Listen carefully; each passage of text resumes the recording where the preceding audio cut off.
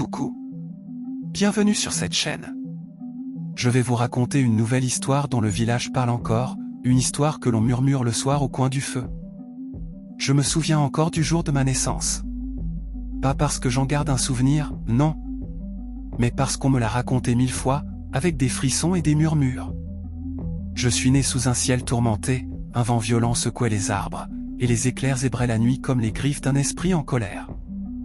Ma mère, une femme discrète et douce, criait dans une hutte sombre tandis que la sage-femme priait les ancêtres pour que mon arrivée ne soit pas un mauvais présage.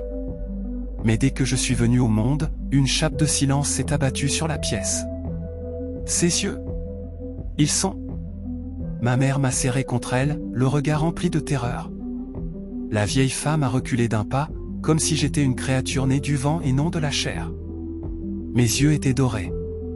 Un or pur, brillant, incandescent même sous la lueur des lampes à huile. Les murmures ont enflé, se répandant comme une traînée de poudre. Dans notre village, les légendes disaient qu'un enfant aux yeux dorés n'était ni un être de ce monde, ni un don des dieux, mais un présage de malheur. Les premières années de ma vie furent un combat. Certains villageois murmuraient que j'étais béni, que mes yeux renfermaient la sagesse des ancêtres. D'autres, plus nombreux, me fuyaient comme une ombre maudite. J'étais un enfant solitaire, à l'écart des autres. Même les chiens du village refusaient de s'approcher de moi. Mais ma mère me protégeait, me gardant à l'abri des regards. Jusqu'au jour où la sécheresse frappa. Les pluies cessèrent brusquement. Les rivières s'amincirent jusqu'à ne devenir que des filets d'eau. Les récoltes se flétrirent sous un soleil impitoyable, et la famine s'installa. Les esprits du village, ceux qui veillaient sur nous depuis des générations, semblaient nous avoir abandonnés.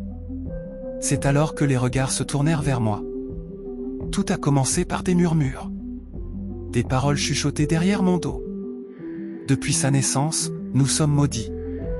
Regardez ses yeux. Leur attire le malheur. Il faut faire quelque chose, avant que nous mourions tous. Un matin, des hommes du village sont venus chez nous. Leur chef, un vieil homme dont la barbe était plus blanche que les cendres, a pris ma mère à part. Nous devons purifier le village. L'enfant doit partir. Elle a supplié, pleuré, crié. Mais ils étaient sourds à sa douleur.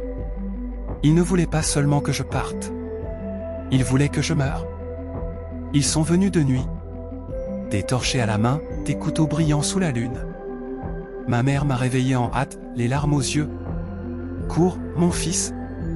Cours et ne te retourne jamais. » J'ai couru.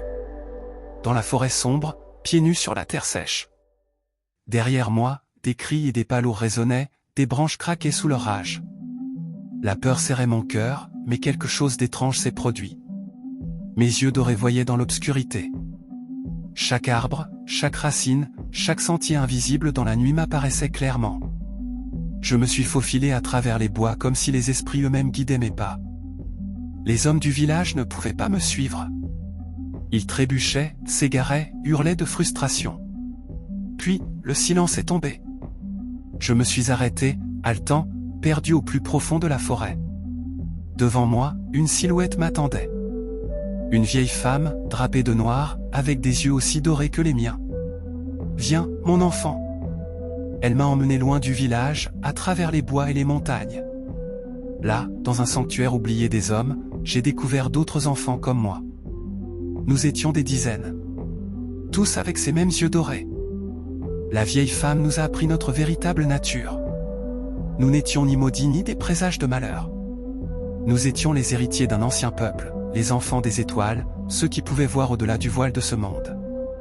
Et tandis que le village se mourait dans la sécheresse, nous avons appris à survivre, à utiliser nos dons, à exister dans l'ombre, là où personne ne pouvait nous atteindre. Des années plus tard, j'ai entendu dire que mon village avait été abandonné, que les hommes qui m'avaient chassé avaient fini par disparaître, emportés par leur propre soif de sang et leur aveuglement. Certains racontaient encore mon histoire. Mais elle avait changé. Désormais, on murmurait qu'un enfant aux yeux dorés était revenu une nuit, sous la lune rouge, et avait jeté une malédiction éternelle sur le village. J'ignore si c'est vrai. Peut-être que la légende a fait son œuvre. Peut-être que la peur elle-même a suffi à les détruire. Mais une chose est certaine. je suis toujours là. Et mes yeux dorés veillent dans l'ombre. Tu as aimé cette histoire? Donne-moi ta critique en commentaire pour des améliorations. Abonne-toi. Abonnez-vous.